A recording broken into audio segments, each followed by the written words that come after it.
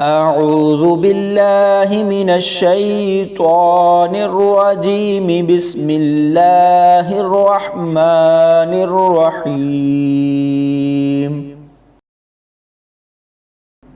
لولا ينهاهم الربانيون والأحبار عن قولهم الإثم وأكلهم السحت لبئس ما كانوا يصنعون وقالت اليهود يد الله مغلولة غلت أيديهم ولعنوا بما قالوا بل يداه مبسوطتان ينفق كيف يشاء وليزيدن كثيرا منهم ما أنزل إليك من ربك طغيانا وكفرا وألقينا بينهم العداوة والبغضاء إلى يوم القيامة كلما أوقدوا نارا للحرب أطفأها الله ويسعون في الأرض فسادا والله لا يحب المفسدين ولو أن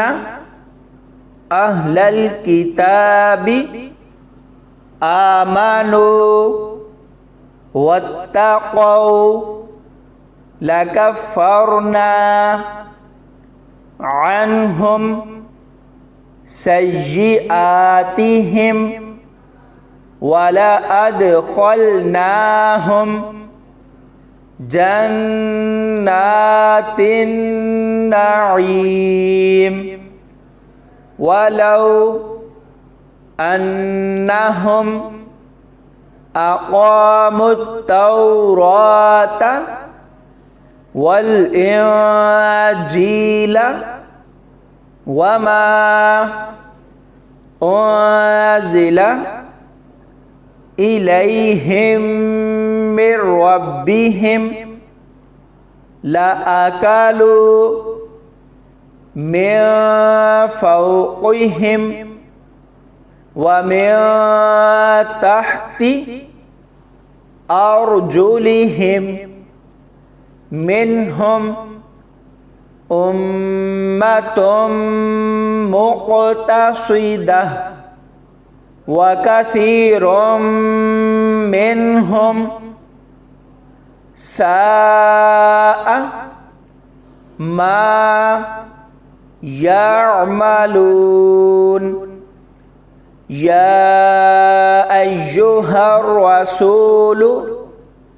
بلغ ما أنزل إليك من ربك وإن لم تفعل فما بلغت رسالته والله يعصمك من الناس إن الله لا يهدي القوم الكافرين قل يا أهل الكتاب لستم على شيء حتى تقيموا التوراة والإنجيل وما أنزل إليكم من ربكم وليزيدن كثيرا منهم ما أنزل إليك من ربك طغيانا وكفرا فلا تأس على القوم الكافرين